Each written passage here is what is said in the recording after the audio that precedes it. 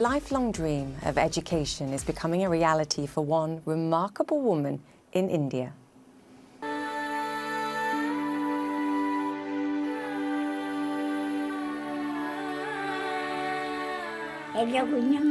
Barefoot Empress, a new short documentary, follows the journey of 96-year-old Katyayani Amma as she joins a first-grade classroom for the very first time.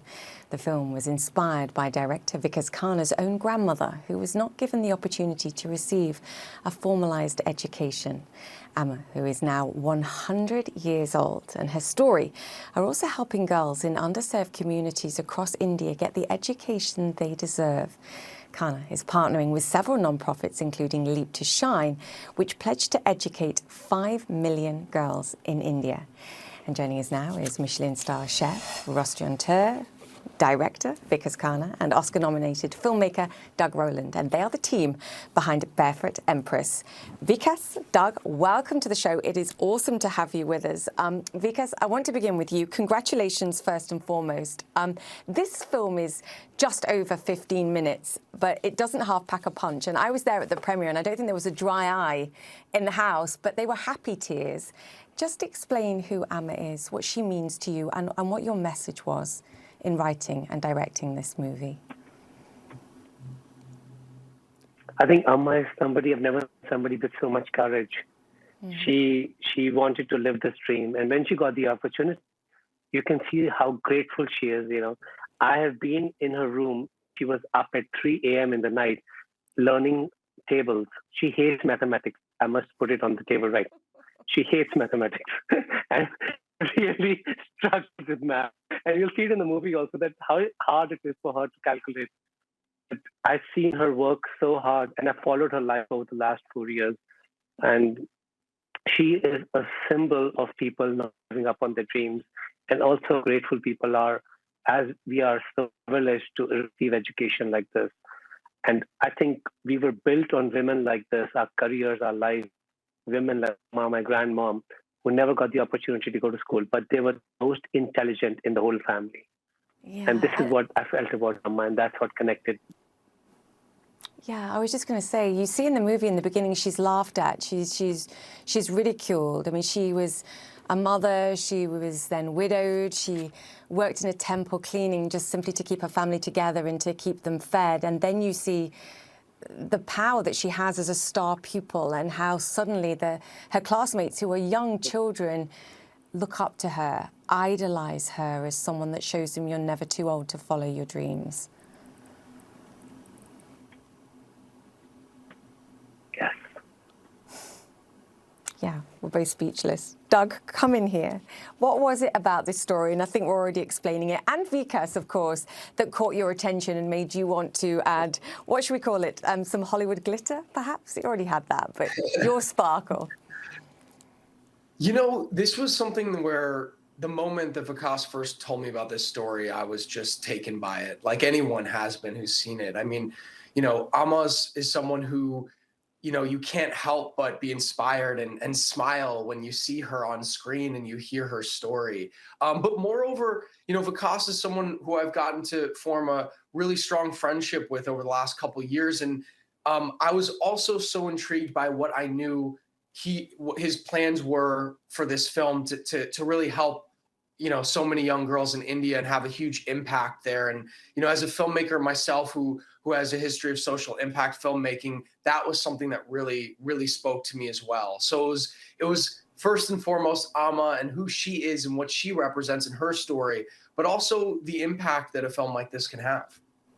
Yeah, I mean, Vikas, your last movie that you did, and the last time you were on the show, you were talking to us about your role as an ambassador for widows. And this is part of this story too, and the importance, as you said, of allowing young girls and women to be the absolute best they can be in all forms. And I think the word that you used was when a woman's widowed in India, she becomes inauspicious. She's seen as bad luck. And I think some part of the power of this movie, too, is about breaking what can be a devastating life cycle for women, and that they perhaps never achieve the things that they should. Just explain the importance of that part of your story and your power and the story that you're trying to tell. So for the last color, we partnered with so many amazing foundations, especially with Global Fund for Widows, who empower widows around the world. Just to put it here, there are more than 350 million widows in this world, and many of them have been disinherited, and they have they're totally disinheritance.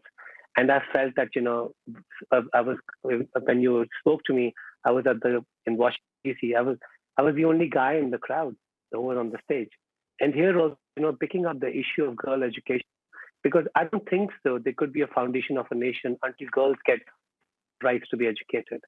And I think this is what Amma has become such an ambassador and symbol of, that if she was educated, she would have not lived a life like this. Yeah, it's about breaking that cycle. And actually, because very quickly, it's all the more important after COVID, with fears and concerns now that millions of girls that were in secondary school have been forced to drop out and they'll never go back. So there's never been a more important moment, I think, for this movie to shine a light on the importance of education for young girls and to keep them in that education. So we are rehabilitating classrooms, and actually the first classroom is built in honor of Doug's little girl, Louisa. And he was on the live camera looking at this little classroom. And we are rehabilitating. We are also working on nutrition, because that's also a very important part of girls dropping out of school. And we are also working on giving them right tools so that they can be educated. But absolutely right. More I'm understanding this issue in India right now, in some parts of the country. I feel that it needs more attention. And I'm glad that we have partners right now on ground who are working towards this mission. It's amazing when I see wearing Amma's mask or Amma's portrait in the classroom. I think it just fills my heart with so much joy that Amma's legacy is massive. What she has done, especially when she says, "I'm not ashamed to sit in the classroom with my great-grandchildren's age," that shows the courage of a woman when you're bound by social norms all your life. She's not ashamed of this. And I remember when she was being celebrated, all the neighbors who criticized us, they were right there in that function celebrating Amma. So it takes a brave heart to break that norm. And a powerful woman. Doug, we want to take what is a local story and make it global, which again is tied to what you're doing. And it's funny, we spoke to the IMAX CEO recently, and he was talking about the importance of local language film and how more and more people around the world are sort of resonating, being inspired by this kind of movie. Talk to us about what qualifying for Oscar entry, and we'll all keep our fingers crossed, means for this movie and just spreading the message far and wide. Well, yeah, absolutely. This is a story that needs to be seen by as many people as possible, and a platform, like the Academy Awards, like sharing it in all the different spaces we have been sharing it. It magnifies this story and allows it to have first and foremost the emotional impact that that it will have in people getting to hear directly from Amma and learn about her story, and then beyond that, the work that we were just talking about that's happening in classrooms in India, have the largest impact it possibly can have. So we just want as many people to see this story as possible and be moved by it and be inspired to do something. Yeah, she's certainly inspiring. Vikas, she's now 100. Talk to me about how her education is going, because we know she's a star pupil. I mean, she blew away all the tests that she was doing, and you could tell that she was sort of quietly very proud of that.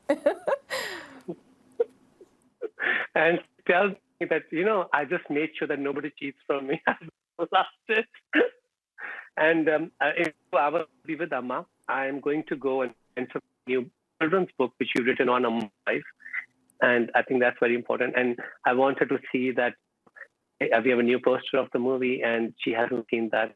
I'm going to take that with me and see an update on her education. So I'll be updating on my social media tomorrow. Amazing. And very quickly, Vikas, you tweeted out a picture of her holding your arm, and you get a sense of how tiny she is. She's a really tiny lady. This is one teeny tiny, fragile lady who is so powerful in her heart. One can only imagine what it's like being in her presence. Every time I leave Amma, I feel that I had the privilege to be in the same room breathing the same air, and she's like a goddess. And I did ask her one question, which is not in the movie. Do you forgive people who treated you so bad? And you have to do that to move on. Like the wisdom, what she says in the end of the movie, that you can stop going to God's home. You stop God coming to my home.